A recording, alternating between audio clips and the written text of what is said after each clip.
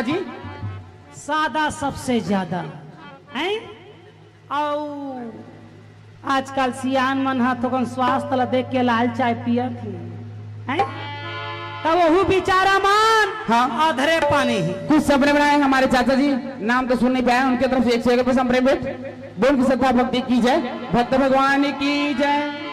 सादा तोरे धोती बाबा, सादा तोरे भजवा, सादा तोरे धोती बाबा, सादा तोरे भजवा, सादा तोरे भजवा, तोरे धोती बाबा, सादा तोरे भजवा, सादा तोरे भजवा, सादा तोरे धोती बाबा, सादा तोरे भजवा, सादा तोरे भजवा, सादा तोरे भजवा, सादा तोरे भजवा, सादा तोरे भजवा, सादा तोरे भजवा, सादा तोरे भजवा,